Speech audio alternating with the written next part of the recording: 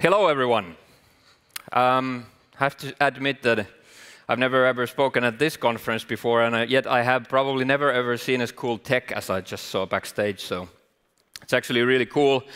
Welcome to this session. This session is called Zero Trust, Dope or Nope. I have a disclaimer, which is that, first of all, there's probably not a single slide that pictures haven't been created by AI. I was maybe trying 100 times to get AI to write dope or nope on the screen. But everyone who's tried it knows that that's not very easy. Another disclaimer is please try to concentrate on concepts. Stop being too worried about products that I'm using. None of the examples are based on really any single product. We can do this with multiple different solutions. So please try to be at the correct and most important level is that you understand the concept and the reasoning on why we need to do what we do. My name is Sami Laiho. I'm a Microsoft MVP in the core operating system. I still haven't migrated to security. Everyone is constantly asking me why am I an operating systems MVP and not a security MVP.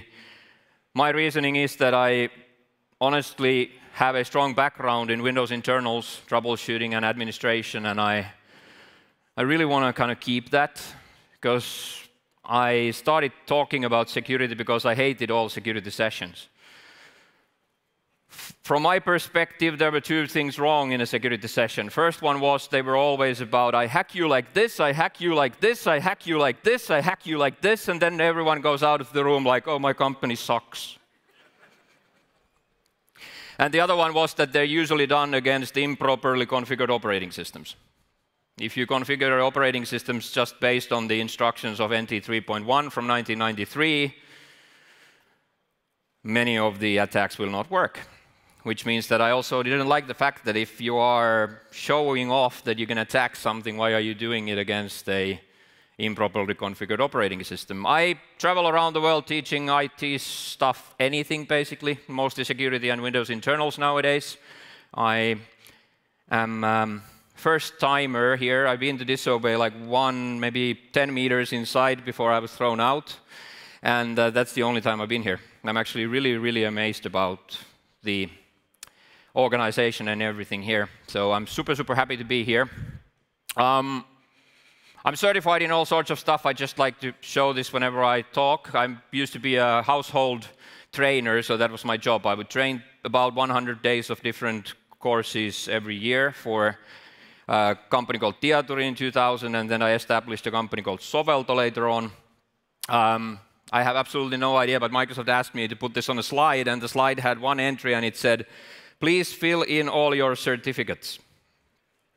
And then I put them on here, and then I came up with a great idea. So I just weighed them, okay? So I have 1.2 kilos of certificates, okay?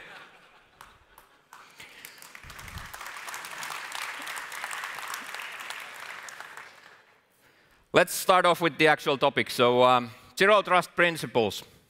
First of all, zero trust itself is a very old term. It's been, I was just counting that it's actually 8 years older than our youngest new MVP in Finland. So it's a very, very old technology itself. But I'm going to try to explain the concepts of what are actually cool, that can actually benefit you, and especially how to sell them. And the word itself, I mean, zero trust is absolutely the worst name in the history of IT. I was actually in a boardroom meeting. I had a Microsoft representative with me, and he was trying to sell zero trust to this board. He goes in. We actually cannot trust that you don't type your passwords in incorrect places like a phishing site and stuff like that, so we have to have MFA for everyone all the time.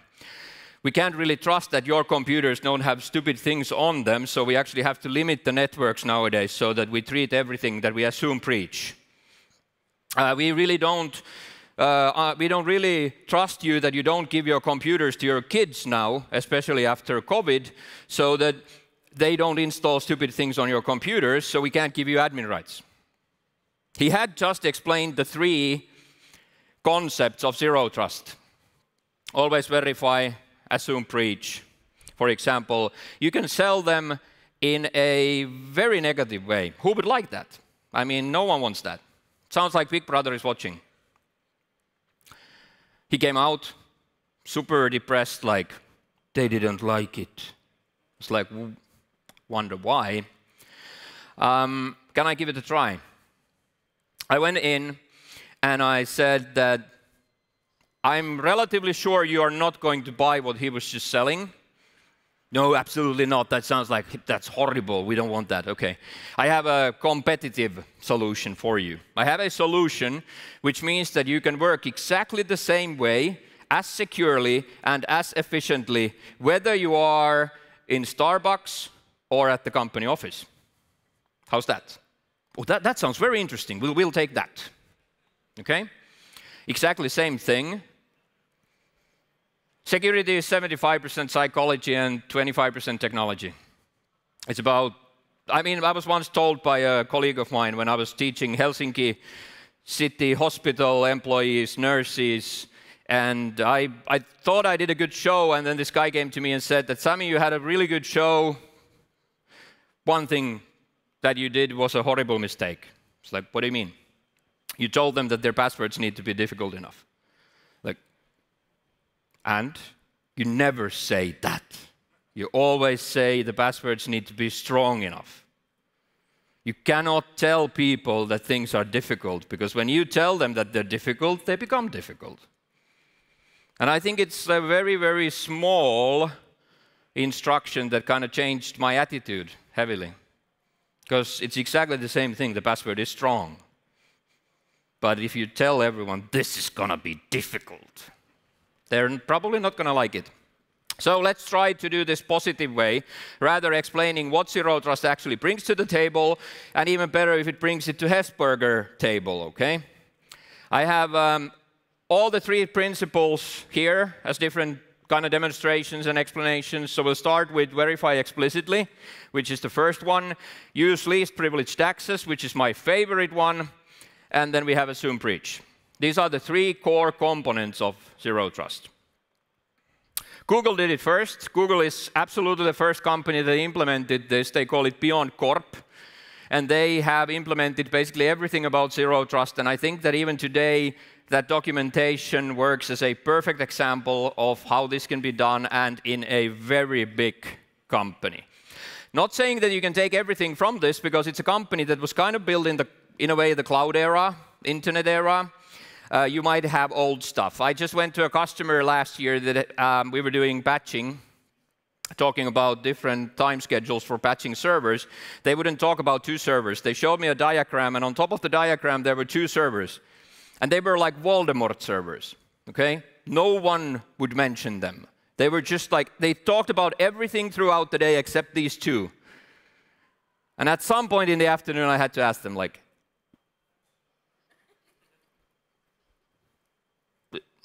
what are those 2? Yeah, they're the old VMS servers. They were rebooted last time 12 years ago. So, in all honesty, this would be relatively easy in a cloud-formed, brand new company. But we have the burden of having the old stuff with us. Go take a bank, take them to the cloud, tell them you can just forget the mainframe. You don't need that, okay? Everyone knows there's old stuff that's going to be there longer than we're going to live, okay? So I'm not saying this has to go all in. Worst thing in security is, or let's say the most important saying that I have about security is that in security, don't let perfect be the enemy of good. Because that's what security does all the time. We can't deploy this because there's a potential hole there. And then we're stuck at 0. I have a Norwegian customer that has no BitLocker on the machines, because before these recent TPM hacks, there was already a known hack against TPM, which means you can alter the content of the TPM with an electron microscope. So they're stuck with no encryption on the machines because they can't trust BitLocker. Okay? 95% of what I'm telling you can implement in a very short period. 95% of the time that you use, you will spend on that last 5% that you're tweaking it. You will never get to 100% anyway. The last 5% will cost you 95% of your budget. Just getting security up and running and protecting you is way better than trying to aim for 100 and be vulnerable for 3 months. So take the best things out of it, okay? Don't try to be perfect. First topic, MFA. Basically, always verify means MFA everywhere, okay? That's a very easy way of saying it. That's usually how this is implemented. Some sort of a multi-factor authentication wherever you log on. Being the most important thing being here that you do it in the internal network and in the external network as well, okay? Hopefully after this session you will not even have an internal and external network, but let's just think of it this way before we fix all of this, okay? So this has, first of all, worked very well. We should honestly congratulate ourselves. I mean, IT people, security people don't very often give a pat on their shoulder about doing good work, but this is something we succeeded in. You can see the statistics now. For the past decade almost, the most common entry vector into a company was phishing. Now it's not. It was overruled 3 years ago by unpatched vulnerabilities. You are now more commonly attacked because of an unpatched vulnerability than any phishing. And why? Well, because we implemented MFA. So we actually made that statistic change. So we did a good job. Not everyone accepted MFA in the beginning, we all know it. They learned to live with it, at least. So in a way, I think this is mostly done. I think the big difference here is that I'm telling you to do MFA even if you're in your trusted internal network, okay? And that's what people don't like. Like, I used to only have to do this at home. This can be made very accessible and easy enough to use. I know you're all thinking, why is Sami talking about these tokens and passwords and all that stuff? Because the future is passwordless, like passkeys, stuff like that. Yes, it is. Again, I'm really sorry, but most of you do understand that that is still the future and you might be hacked already or you might be hacked tomorrow, okay? So we have to actually secure what we have and not only rely on future great things that will fix matters, all right? We have different kinds of factors. One thing that I hate about security when I'm a Windows guy is that people forget that the Windows machine with a PIN code is MFA. Most people argue against it because they think that that factor needs to be outside of the computer. So they see MFA as you having a mobile phone with an app, having a physical key. Now the TPM chip is in your machine, but there is absolutely no way that you could argue against me and say that Windows with the PIN code would not be MFA. Because that PIN code is only tied into that TPM chip, which means the TPM is a factor that tells that you have physical ownership. That's the physical proof, and then you have PIN codes that you know, the mental proof of ownership.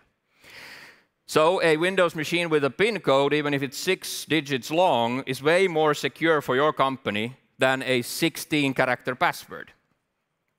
Because when someone steals the PIN code, it only opens that one machine.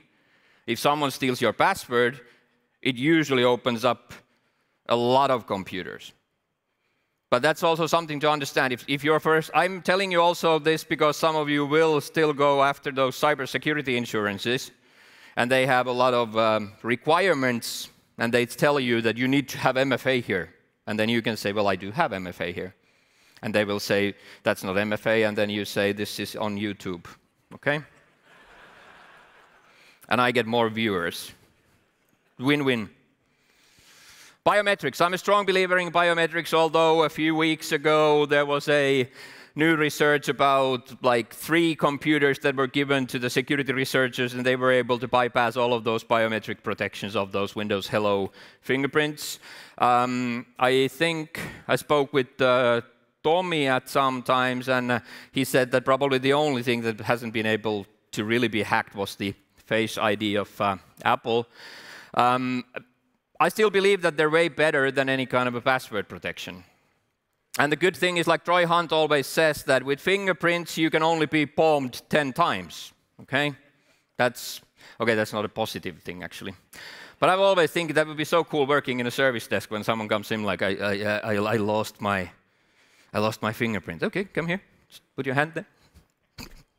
You can mess 9 times more. That's also the reason why people ask me, why doesn't Windows let you roam this? Why can't I log on with my index finger on my machine and then go to a neighbor's machine and use the same one? Trust me, you don't want that. Okay? You don't want to be on Have I Been Palmed and see that your biometric information is there. It's easy to change your password, but like, you get the idea, okay? I actually introduced a new version of this in Ignite, and I can't help promote because I thought I'm going to be rich. I thought I'm going to start selling new versions of tokens because I did this live at Orlando for Ignite. And to be fair, after that, I was kind of under investigation for violating the code of conduct for speakers for 1 year. But there are some of you that I actually know that have seen it, so you can prove that that's not a joke. This actually works. So if smart cards are difficult, you don't have the readers, virtual smart cards are going to be deprecated by Microsoft. The introduce of the future two-factor authentication was actually a hedgehog. Because hedgehogs have the same fingerprints as humans, so you can actually log on to Windows Hello with a live hedgehog. I can tell you, if I would have time, I would tell you how difficult it is to get a hedgehog into US, but it's my, support animal. Anyway, I rented a hedgehog, to be fair, but its name was Token. It's a live hedgehog. Lifetime, 5 to 8 years, depends how well you treat it. Tamper protection, hell yeah! Think about it. Someone tries to touch your smart card, it's not going to do anything, but try to take security hedgehog and shield up. It was awesome. But as I said, I got into a little bit of trouble. You're not allowed to bring live animals into US conference centers. If you see the PowerPoints that Microsoft shows nowadays, the last show says no animals were hurt during this presentation. That's me. Of course, most of you are facing the Authenticator apps, so that's the most used form currently. We all know there's a lot of phishing, man-in-the-middle attacks and stuff like that, so there's a lot of debate going on whether this actually will be the future way.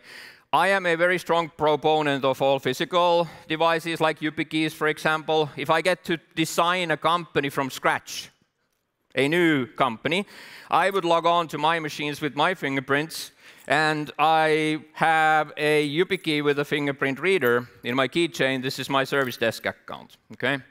This one I use. Why am I using this when I need an account that needs to install printers on 10 computers? Is because this roams, okay?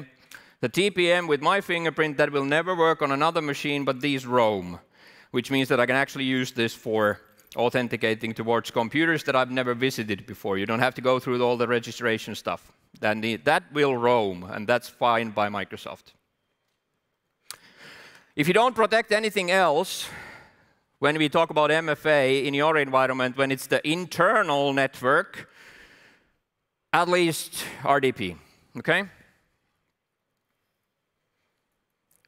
RDP has a lot of horrible statistics. 182 vendors log into a typical organization each week. 76% of cloud accounts sold on dark web are RDP.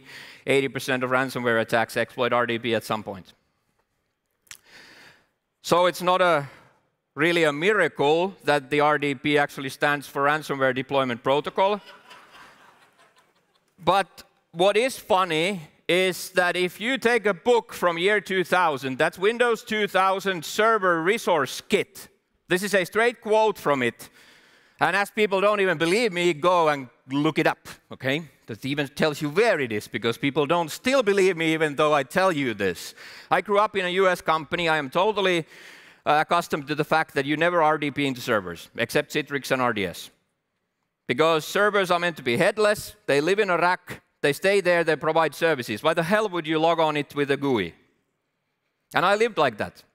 Windows 2000, you've all seen this. If we would do it here in Europe, if in the US, my biggest customer is 550,000 workstations. If they would operate like we do here, they wouldn't do anything throughout the day but call each other. Hi, this is Sami. Can I throw you out of the server? There's only 2 sessions. Hi, this is Sami. There are no sessions available. Can I throw you out? Hi, this is Sami. Can you log off the server? I can't fit in. How is it possible that you have 500,000 endpoints that are managed with a thing that allows 2 licenses? Remote server administration tools from year 2000 has had 16.7 million licenses. When I work with Microsoft, that's the only way you operate any kind of data center. You have a workstation with the tools installed and you operate from there. You never RDP, because the protocol is not even allowed. So the RDP was always supposed to be a break class scenario. It's the only time you RDP in. It's a break class scenario. Just like you go and get your lapse password, that's the same thing with the RDP. It even says so in the book, okay? But we all know how this in reality works. RDP is like the absolutely most used one. So I have a saying with my customers that if you RDP, you MFA. It's a very simple rule. If you RDP, you MFA. If you have on-prem solutions, install Cisco Duo. That's free for 10 users, unlimited amount of computers. If you have more than 10 domain admins, you're screwed anyway. Okay? So the problem is not that Duo doesn't have more than 10 users. It's your problem that you have more than 10 domain admins. Okay? So cloud, of course, easier. You have your Microsoft Authenticator taking care of that. But I know most of you still have on-prem solutions. So very easy to deploy. It does require cloud connectivity. So it's not a full on-prem only solution. Then you have other options. Manage Engine has one, and there are many providers out there. YubiKeys are now supported by RDP natively, but only in Azure environments, in that sense that that server that you connect to using that last setting there needs to be registered into Azure AD or Entra ID. Nestor just went to work for Microsoft, so I'm trying to behave here. I will post that on Twitter, no, X. I mean, that will take me as long as getting that Azure AD Entra ID correct. Anyway, so that's not for everyone, but that's actually kind of cool. You can just use your YubiKey token straight for the authentication towards your servers. That is only 1/3 of this part. This one is my favorite topic, okay? This is what I'm known for. This is a shameless brag. I'm the only external consultant outside of Microsoft that the team that builds privileged access management has to report to monthly. So I actually do this most. This is what my company is mostly known for, getting rid of admin rights. I was hired by a city of Vantaa nearby, one company there. They hired me to go on stage in front of their 400 employees. They were talking about getting rid of admin rights. They had done the project already. They removed all admin rights. They did everything. They didn't even call me until that day. They called me. They paid me 1 day of consulting to go in front of the auditorium and tell everyone that it was my idea. And this is not a joke. Think about it. That's how hard this is.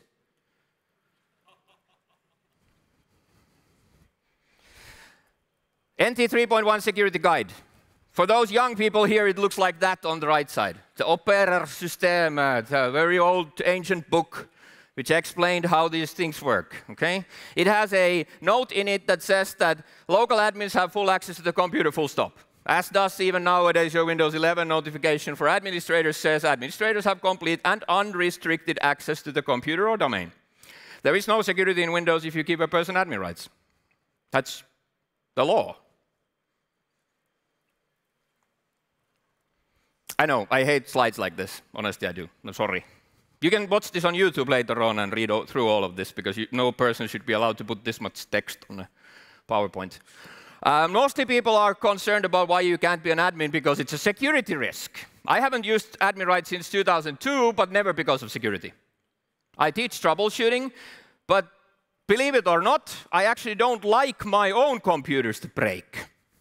I actually like them to work.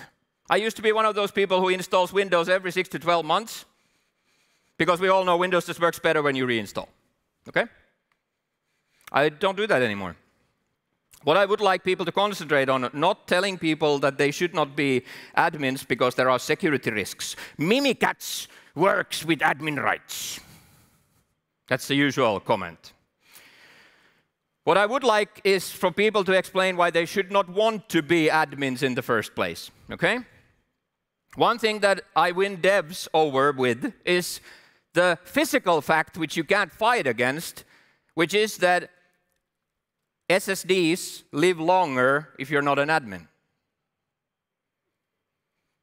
If you don't believe me, take process monitor, put a filter with show me every line where result is access denied. I call it the shitometer, okay?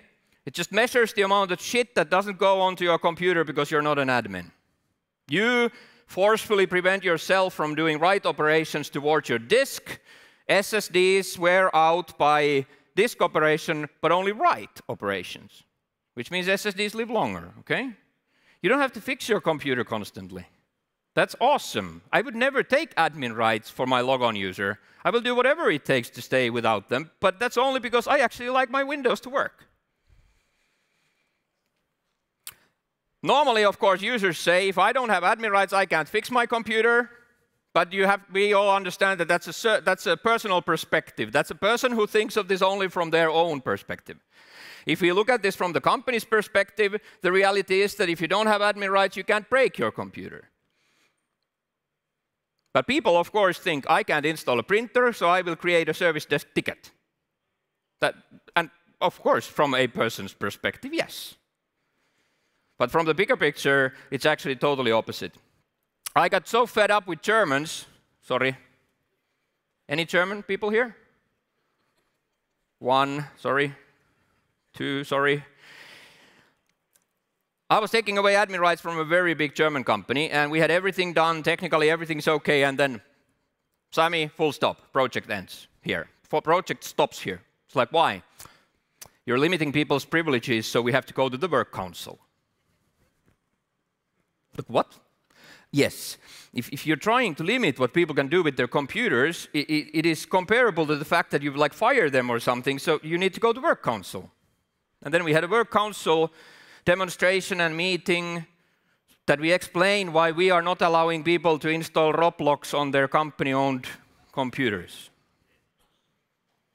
You think this is hard in Finland? Come on, this just blew my mind. I went on Twitter X and I posted, just blurbed out like, admin rights are not human rights. And then someone posted like, you need to create a t-shirt out of that. And because we're in Finland, I have to tell you that you go and get this, it costs $29. But for the Finnish audience, I have to explain that I only get $1, okay? So this is not the thing that you're financing my new electric car or anything. This is just a side business. But I just don't like the logistics of bringing t-shirts in. I took like 600 t-shirts to a US conference, came back with like 200 size small and 200 size medium. So I'm like, it's an impossible game, honestly. So you can get them. And if you can't have admin rights, then someone said that if I can't have admin rights, can I at least have and now I can't even get this to work. Here we go. I have admin tights. Okay? So if you can't have admin rights, you can have admin tights. Okay? A lot of other stuff. So sorry for self-promotion here. This is a Danish company. 10,000 computers. After the year-over-year, year with admin rights compared to year without admin rights, they have 75% less service desk tickets. This was an answer in a chat because someone told me on a course that it's so expensive to buy a privileged access management solution. And then he just replied, like, this is dirt cheap. Because if you count the amount of money that you save with 75% less tickets, that's insane. This is the best feedback I think I've ever gotten. This is a US company, 35,000 computers. They now have 65% less of re-imaging of Windows. And they sent me a thank you note. Sami, thank you for your project, because now we could buy a shorter table. I was like, what? But then they showed me pictures. So they had a long table which had laptops next to each other because they were re-imaging. Now they have 65% less re-imaging, so they bought a shorter table and they had room for ping pong. And the best one was the last note. And we actually have time to play. There are, of course, security reasons for this as well. Those are previous years. I have the last year just on the next slide, but we do mitigate most of the threats by removing admin rights. So that's, of course, the security perspective of this is that most of your attack tools don't operate without admin rights. So that's in a world with this amount of batching, it's really nice to take out like 56% of those vulnerabilities with just a concept instead of a technical patching solution. Last year, oh, this is the previous year. I don't have last year's numbers yet, but the last 22, that was over 100 patches per month. That's just Windows. In general, they calculate that a big enterprise has on average around 20,000 patches to install. Do you want to be the IT department or do you want to be the patching department? So if you take half of it away with a concept, I think it's worth it. 55% of those vulnerabilities aimed at elevation of privilege. So why do people find vulnerabilities to get admin rights? That tells quite a straightforward story that what they're after is admin rights. Why would you give them admin rights? Okay? How do we fix this? We have all sorts of different solutions for fixing this, but you need a PAM. Honestly, if you want to have happy customers, I always say there's three things in security. You have price, security, usability, and you can only have two, not three. You can create a cheap and usable one, it won't be that secure. You can create a cheap and secure one, it won't be that usable. You can create a secure and usable one, but it won't be that cheap. You can choose two, not three. If you want, this is kind of funny. AI draws a picture of elevating admin rights. So I still have some trust in our intelligence compared to this. But anyway, so you need a PAM. Privileged access management, Microsoft actually introduced one. Microsoft, they did me a big favor. 1.5 years ago, they announced a tool called Endpoint Privilege Management, EPM. And it was supposed to do what all the PAMs do on the machine, which is that they elevate only processes or tasks to admin. So devs will require Visual Studio to be an admin. We have to allow that, otherwise they can't work. But when we do only that for Visual Studio, that means you can't run your Outlook, PDF readers, browsers, whatever as admin. So we take control of the rights. And full visibility, of course, with the monitoring. But anyway, they never had a problem with this. They didn't help me out. I have been doing this since 2002, so 22 years. And they never helped me out. They didn't know that there was a problem. Why is that? Might have to do something with the fact that now I'm starting to think that this is going on YouTube. Let's try to put this very nicely. They might be the most hypocritical company in the world. Okay? When they had no problem with admin rights was also to do with the fact that they had 140,000 local admins. On a company that tells us that your biggest threat is admin rights, then they had 140,000 local admins. Then they started removing them because of some ISO certifications, and then they're like, hey, this doesn't work. And we're like, yeah. And then they created a PAM, EPM, part of Intune suite. There's only one good thing about it, and that is that nowadays the worst product in the industry costs 2 to 3 times more than the best product. Okay? Because this EPM costs 2 to 3 times more than Beyond Trust, which people normally don't buy because it's so expensive. But now I can go in and say, well, the most expensive is this one, and they're like, oh my, that doesn't do anything. Yeah. Oh, what's the next one? It's this second most expensive one. Oh, we'll take that one. So it's easier for me to sell the other because this is so bad. Okay? It messes up basically everything. It's getting better. People will buy it just because it's part of Intune reporting and all that stuff. So I solve problems. My job is to go to a company and deploy a concept like principle of least privilege. I go in and say, I'll help you out with limiting the privileges, and they will tell me, yes, that's fine, but we'll do it with this. If they give me EPM from Microsoft, I will say no. Because I can't take that hit on my reputation, okay? I would never sign that, all right? Hopefully it gets faster and better. Hopefully this gives, when it's publicly on YouTube and I'm in trouble again, hopefully this gives them a little push that they will make it better. You can necessarily tell them, fix it. It looks like this. It's very beautiful. It's not that. It's really beautiful. I have nothing against it. But just the mechanics. It elevates the user as a different user. So if your Visual Studio user has normal PAMs, we'll elevate the token so that you open your projects from Visual Studio, it's your projects. This one changes your user account, which means that when you elevate Visual Studio and you open my projects, there's nothing there. Changes the identity. In this industry, we call it the dual identity problem. So there's no success there. Devs will not buy that. How I lived without admin rights, I always register my index finger as a normal user, and then I have my admin finger. Okay? I love this demo, because without getting into too much trouble, I get to show the finger to all of you. And you're laughing, that's even better. I did get in trouble in US with that, but that's how I operate, honestly. I log on with this user, that's a limited user. Whenever I have to UAC, so user account control pops up, I give it the admin finger, and you go, okay? It has the dual identity problem, but totally manageable for a IT admin. You understand that you are not the same user. Totally fine. So the biggest compliment I have ever gotten is from Nestori. Nestori used to be a Microsoft MVP before he went to work for the dark side. We have an MVP group, but WhatsApp group, chat there. We had a new person coming in, and his first comment was, I was trying to update my MVP profile, but you know, Windows is just, it sucks again. I mean, I think I have to buy a Mac. And then Nestori replied that you just do what Sami says, stop logging in as an admin, you don't need a Mac. And that, coming from a peer, telling other MVPs, that was golden. I was almost crying at that point, but then it went worse. Because then Nestori said that he's actually taught his kids to operate like Sami. Now I'm taking care of evolution. This is mind-blowing. And honestly, I was crying after that. Someone teaches their kids to do this. Like, that's insane. That's so cool.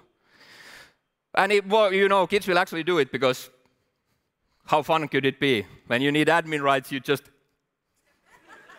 get to give the finger that mommy said no. Okay?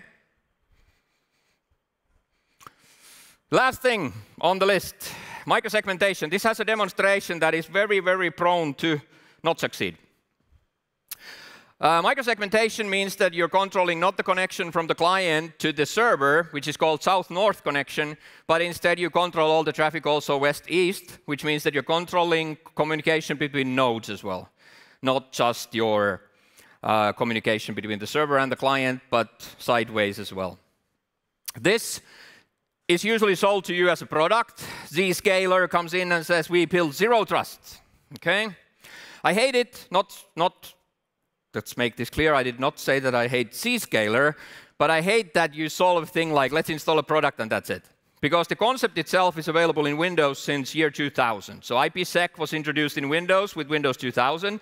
IPsec can move every client to be their own VLAN, which means that you control connections between every possible node that you have. And it doesn't cost you anything.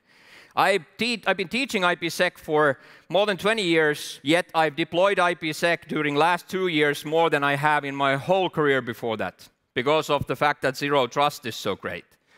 But zero trust is concepts and principles that you have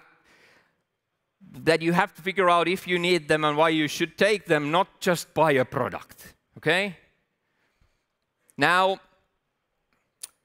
I have some customers that use this old style of VPN. We all don't know the old VPN. This is you connect to a gateway which connects to your internal network. What I've done lately, with AI, I built all the deck, the pictures and everything. It didn't take that long, but the next animation, the creativity that you're about to see, this one took like 4 hours. Okay. Here, we have a server room. And you have an internal office network. That's the traditional way that you build offices, is you have a LAN, and then you connect to it with the VPN. What I've done lately to build my own company's new offices and all that stuff, well, we have 2 people working for the company, so it's not that big. But anyway, what I've done is, check this out.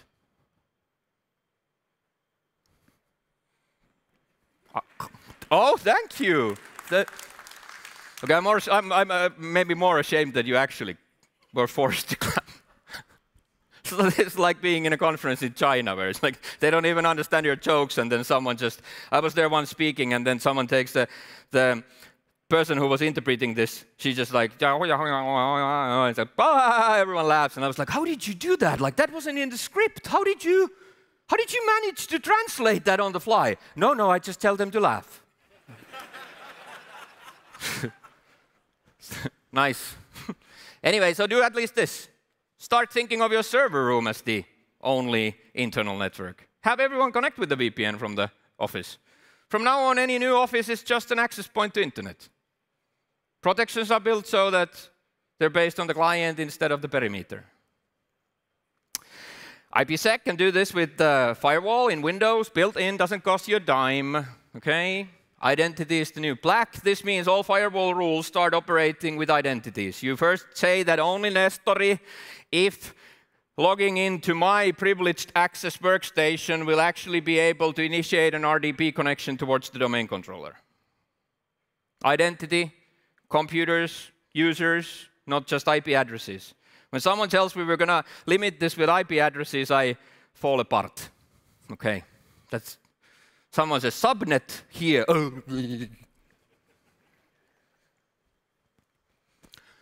I use WireGuard for my own networks. WireGuard works a little bit different because it's a mesh network. All connections, wherever they are always encrypted. I use Tailscale, partly because it's free, partly because it has a cloud service, which means nowadays I don't have a single port open in my firewall. Whenever I have these chat messages with my peers, they always ask, what firewall ports do you have open? I don't want to have an Excel list of what I have open. I don't have a single port open to my data center, because everything is starting with a tailnet that always is outbound connections, which means I don't have to open anything. So I don't like that. I have zero trust with my children, okay? Not to mean that I wouldn't trust my children, but I use zero trust for everything that's connected to my own household. Now, honestly, I hope you get this right, but I really, when I tell my customers, they should really be happy about it, because I actually tell them that I will protect my customers like I protect my children. Some get it wrong, something like that, but that's just home stuff. We need enterprise stuff. But no, that just means that the dad has his priorities wrong, if that would not be the point. I honestly want to protect my children more than your networks. So if I tell you that I protect your networks like I protect my children, that should be a compliment, okay? That's how I want to build it. I have this question on the chat with my peers. There's always a question. What kind of firewalls do you use at home? What kind of Pi-hole? What kind of DNS filtering? Which kind of devices do you have at home? How do you protect your environment? And I'm always like a most boring person to answer those questions, because I actually don't mind that much about my house. That's just a house. I need to protect my kids. Now, I have a joint family, divorced. I have a new wife and a new family, which means I have 2 stepsons, 1 daughter. And they go into 3 different households. They travel from my house to their mother's house or their father's house, or they hang out at the mall. Wherever. I honestly do not see my kids carrying a Palo Alto. Okay? As nerdy it sounds to talk to your friends and say, I have this gigantic old enterprise Palo Alto protecting my home. How the hell does that protect the laptop when you're somewhere else? It's never got that. I mean, it's horribly cumbersome to go to your friend's house with that Palo Alto. Okay? So I don't like that. What has an SLA of 3.67 seconds? I have a lot of stuff that I take care of, but if you really think about the smallest SLA that I have, what has an SLA of 3.67 seconds? Minecraft. If my Minecraft server goes down, I have measured it, I have 3.67 seconds before my kids yell at me. Okay? You can have your whatever mainframes and whatever national level cyber super secure systems, whatever, this is what kills me, okay? If that doesn't work, that is in trouble. If that's not enough, they escalate to mom. and then I'm in real trouble. So this is my own network. I have a zero trust network in my house. I have a city apartment as well. I have a privileged access workstation, which is the only workstation that can talk to Veeam. My Veeam can talk to my kids, and my mother lives in another city, but only that way, which means I can vacuum those backups from those machines, but if they get ransomware, they can't attack my Veeam. Okay? So very simple and very easy to do with the zero trust environment. Now, it doesn't matter where they are. They can be at their parents, they can be wherever they are in the world, but I have this in control. I don't care what the house is. I don't care about the Palo Alto. I care about my kids. And then I have another tailnet, which is just my wife. This is true zero trust, because she won't take part in it. This is so annoying. I don't know if any one of you here can feel this, but before we got married, she had one box from Elisa. Cable modem, Wi-Fi, everything just works. And then I came into the picture with an overkill 6 Unify access points and old stuff, and nothing works nowadays. So she just actually bought her own internet connection. She's the only person in my family that's not part of any of these managed services. I'm not going to go there yet. Now this is getting very excited. We have 2.5 minutes now. Okay, let's see if we can make this work. This will be like the fastest ever. This is actually my daughter's computer at home. This is in Siuntio. So this is at our house. So that's actually her bedroom, live, currently. I told her to clean up the room. She did a good job. Okay? So she's connected to the Minecraft server. But now the problem with the Minecraft server is that I wanted to test this with you in the most horrible way. So last night I drove to my summer house and I took my server out of the rack. This is the Minecraft server, okay? An Intel NUC. I connected it now to my iPhone and I'm going to plug it in. If zero trust works like it should, all services should completely operate wherever the servers are in the world or wherever my kids are in the world. But we have to do it this other twisted way now. So we have to put that up. 1 minute, 30 seconds. While we're doing that, I can show you something else. Zero trust deployed here as well. If my daughter needs to run EA Sports, which she does very often, you can see on the right-hand side, admin by request auto-elevate stuff that they need daily. If they do something that they don't need daily, and I haven't pre-approved things like she wants to elevate Sims, then the iPhone that's joined to the computer, she has to tell me why she needs this. Because I say so. Okay? And then that will send a request to admin by request, which will then pop up here. I already have an admin request here. I can't tie it out now, but it's just for those in the front row, you can actually see there's only a allow, approve, deny, and it shows the antivirus malware scans and stuff like that compared to the file that she's trying to execute, and then I can just hit approve here. And then she will, in 30 seconds, get a note that there's actually a that has been allowed. Okay. I'm getting really, really nervous about how this works because I don't know how long it takes to boot because I didn't take a monitor. There might have been a bit of a mistake. I should take like keyboard monitor and whatever, but I thought this would be more fun. Now I'm not sure anymore. Do I have personal hotspot allowed? Yes, I do.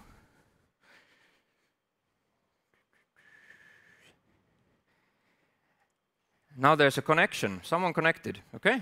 Oh, there's an approval. Yes, please. Elevate Sims. So that works. But this one is still not connected. Oops.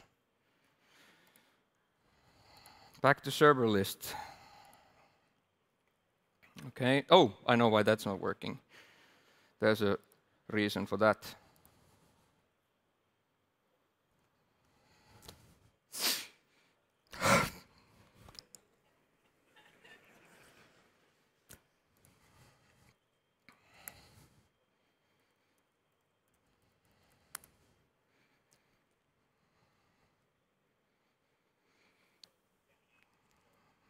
I'm 57 seconds. Oh.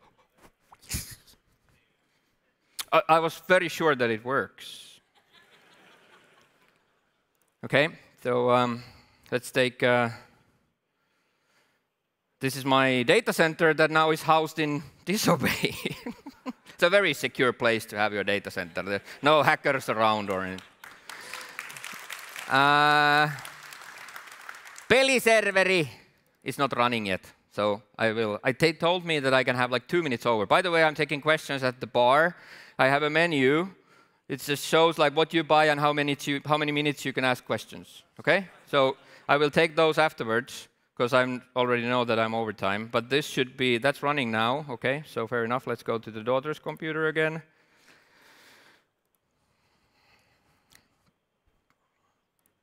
And now the daughter's computer is not responding anymore. There we are. Come on, get up now. Back to server list. Play Pixelmon. Yes!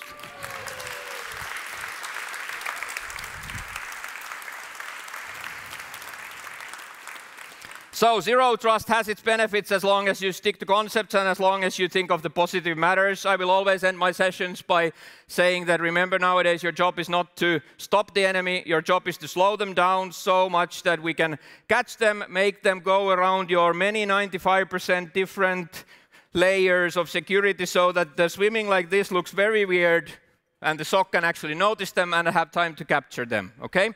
That's all. Thank you so much.